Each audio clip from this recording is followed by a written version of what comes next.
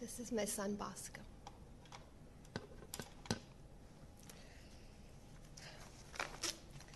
Now that mothers and children are protected from abortion in Texas, some are suggesting that there should be exceptions made to allow mothers to abort children who have been given a fatal diagnosis.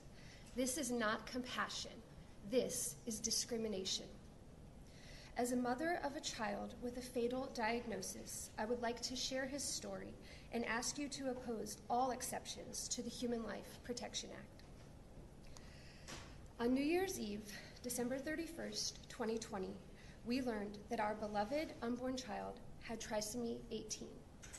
Trisomy 18, or Edwards syndrome, is a severe chromosomal abnormality resulting in 3 copies of the 18th chromosome.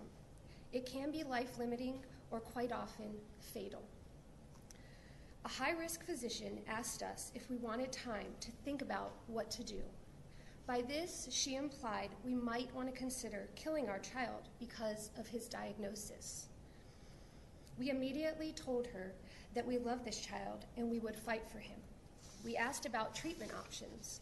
The doctor was surprised and asked if we needed more time to think. I said that killing our child was not an option. We found a new doctor and we fought for our unborn son for the next 4 months. By 36 weeks, our son's condition was worsening, so our induction was scheduled. We walked into the hospital hoping for a miracle, but knowing we most likely would not leave with a living baby. We knew we had done everything we could for our son. Sadly, our beloved son, Bosco Joseph Paul, died during childbirth on April 20th, 2021. He was delivered peacefully into my hands, adored by his brothers and sisters shortly after his delivery, and buried lovingly by our family and friends. He weighed 4 pounds, 4 ounces. He had dark hair. He was beautiful. Bosco was loved every day that he was with us. 120 people came to Bosco's funeral mass to support us and bear witness to the value of each human life and the enormity of our loss. His gravestone is an enduring sign that our son existed and his life, while brief, mattered. Carrying Bosco in my womb was the greatest honor of my life.